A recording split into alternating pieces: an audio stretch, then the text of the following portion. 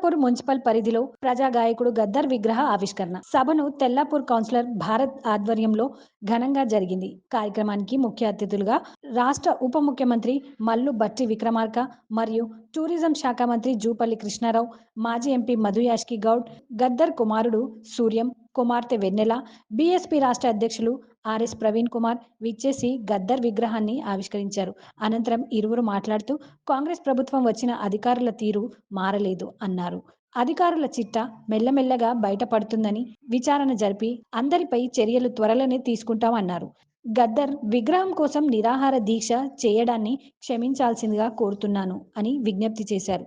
గద్దర్ ఒక పోరాట యోధుడు, ఉద్యమ నేత అని కొనియాడారు.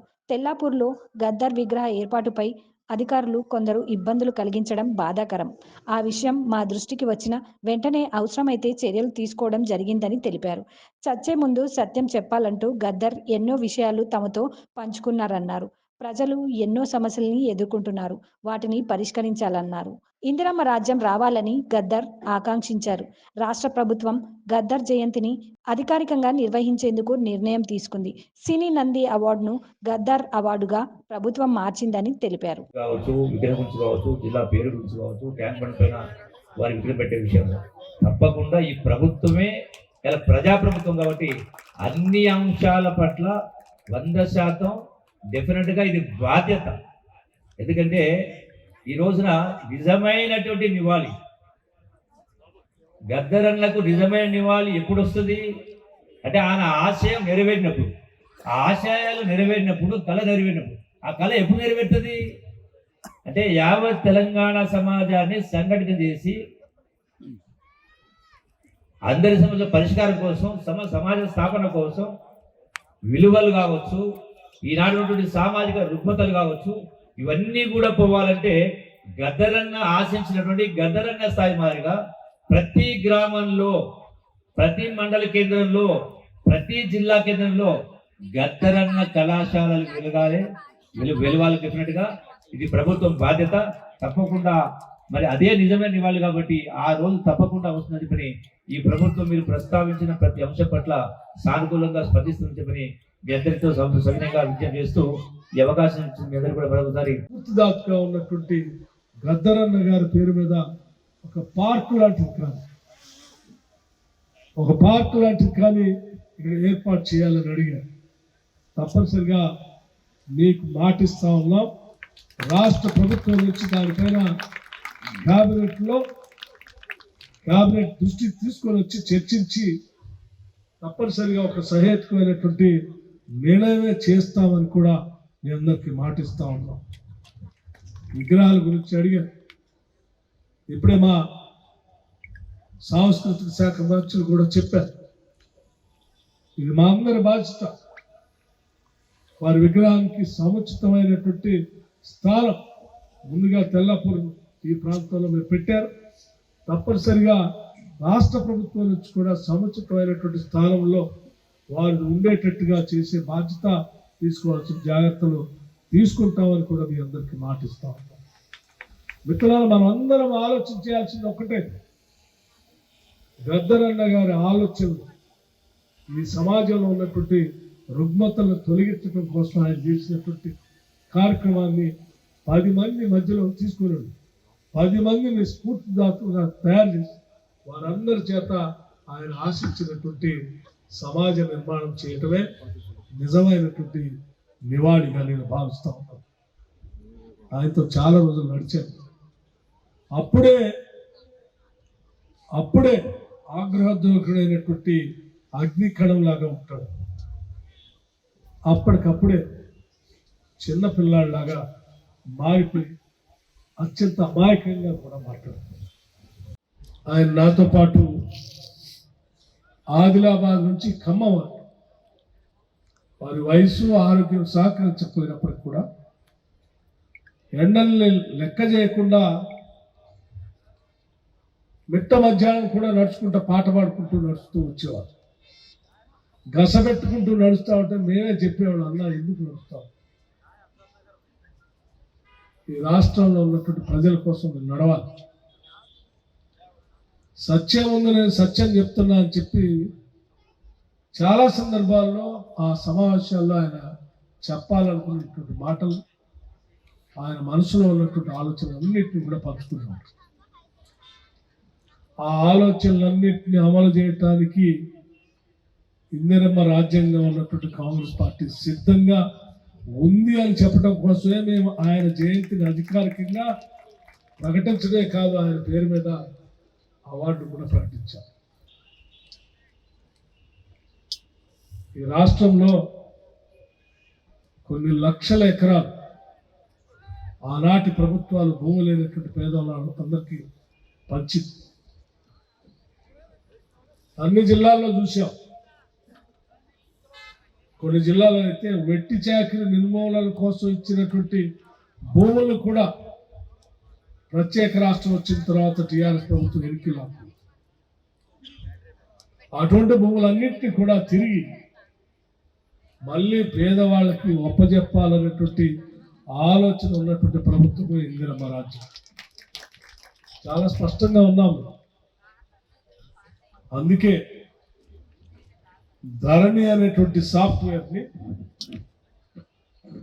పూర్తిగా మేము తొలగిస్తాం, కొత్త రెవెన్యూ విధానాన్ని మేము దాని స్థానంలో తీసుకొని వస్తామని చాలా స్పష్టంగా చెప్పాము. దీనికి చాలా లోతైనటువంటి ఆలోచన ఉంది కాబట్టి మేము చెప్పాం. అయితే ధరణి అనేటువంటి సాఫ్ట్వేర్ని తీసుకొని వచ్చి ఆబ్సెంటీ ల్యాండ్ లార్డ్స్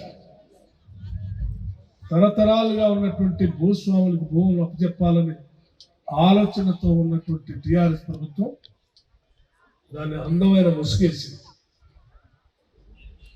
వాళ్ళ కోసం ఈ భూములు అప్పచెప్తున్నాం అనేటువంటి మాట చెప్పకుండా రైతులకి మేము రైతు బంధు ఇస్తా ఉన్నాం, రైతులకు డబ్బులు ఇస్తా ఉన్నాం, రైతుల్ని ప్రోత్సహించడానికి మేము చాలా చేస్తున్నాం అని చెప్పి ఆ ముసుగేసి దాని పేరు మీద ధరణి ద్వారా అయితే మాత్రం ఇది సాధ్యమవుతుంది చెప్పి ఆ సాఫ్ట్వేర్ పేరు మీద 40-50 ఏళ్ల క్రితం కూడా భూములు వదిలిపెట్టింది.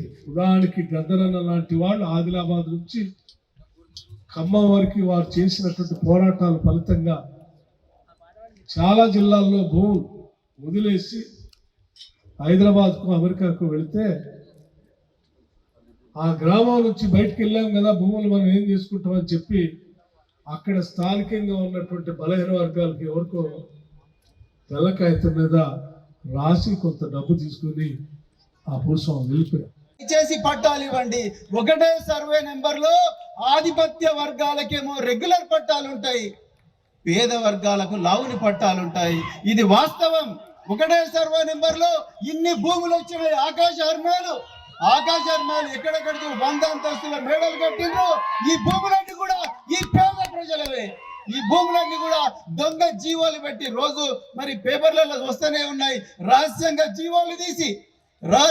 జీవోలు తీసి మరి వేల ఎకరాలు ఈ దొరలకు దారాదత్తం చేసి అసైన్డ్ భూములలో జీవిస్తున్న పేదలకు కేవలం 100 గజాలు ఇచ్చి ఊడతారా లేకపోతే ఇక్కడి నుంచి దొబ్బేయండి అనే పరిస్థితి గత ప్రభుత్వంలో ఉన్నది.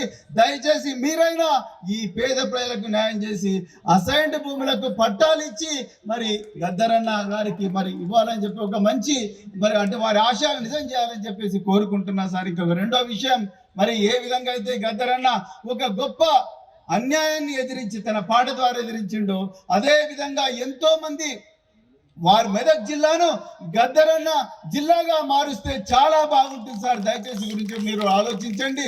మహనీయులు సజీవంగా ఉంటారు. అదే విధంగా బెల్లి లలితక్క మరి భువనగిరి జిల్లాలో 17 ముక్కలుగా నరికిన బెల్లి లలితక్క ఈరోజు పాట రూపంలో మన లోపల సజీవంగా ఉన్నది.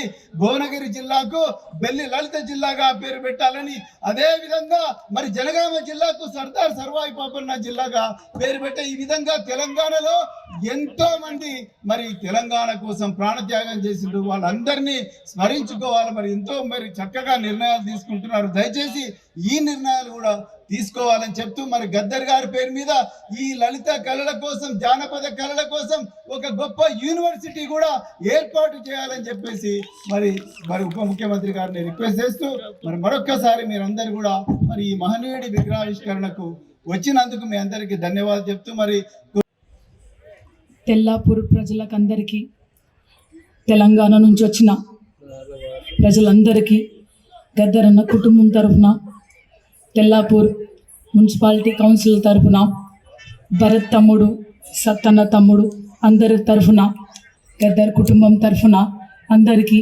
విప్లవాది వందనాలు, పాదాభివందనాలు. ఈరోజు గద్దరన్న విగ్రహ ఆవిష్కరణకి వచ్చిన పెద్దలు డిప్యూటీ సీఎం గారు బట్టి విక్రమాకర్ అన్నగారికి, జూపల్లి కృష్ణ అన్నయ్య గారికి, కంచి ఐలయ్య అన్నగారికి, అట్లాగే మన ప్రవీణ్ సార్ గారికి, మన గారికి, పృథ్వీరాజ్.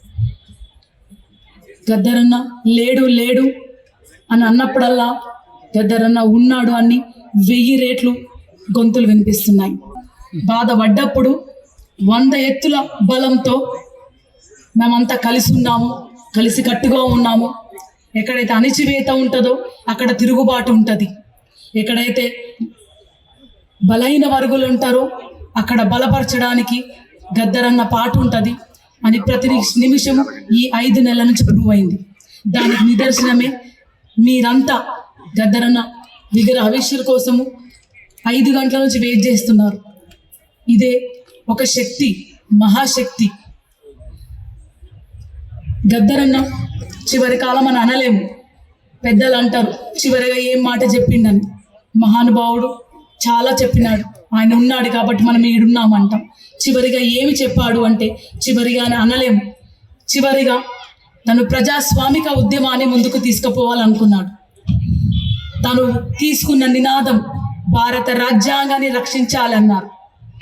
తను తీసుకున్న నినాదం ఓటు హక్కుతో మన ప్రజాస్వామ్యాన్ని గెలిపించుకుందామన్నారు. దానికి నిదర్శనంగా దొరల పెత్తనాన్ని, దోపిడి పెత్తనాన్ని ప్రజలు గద్దె దించి ఒక ప్రజాస్వామిక సమాజాన్ని ఏర్పరచడానికి కాంగ్రెస్ పార్టీని గెలిపించినారు. అదే ఆయుధంగా ముందుకు తీసుకొని పోవాలని అందరం కుటుంబం తరఫు నుంచి, ప్రజల తరఫు నుంచి, కళాకారుల నుంచి, ఉద్యమకారుల నుంచి, మేధావుల నుంచి ఒక పిలుపునిస్తున్నాం. ప్రతి ఇంట భారత రాజ్యాంగ పుస్తకం ఉండాలి. ప్రతి ఒక్కరూ భారత రాజ్యాంగం గురించి తెలుసుకోవాలి, చదువుకోవాలి. ప్రతి ఒక్కరూ ఓటు హక్కు, మన ఓటు హక్కుని సవ్యంగా వినియోగించుకొని మనకు ఎవరైతే మన కష్టాల్లో, మన రెక్కల కష్టాల్ని మనకు మర్యాద ఇచ్చి మన కష్టాల్ని, మన విలువల్ని కాపాడిన ఒక నాయకుడిని ఎంచుకోవాలని నేను కోరుతున్నాను.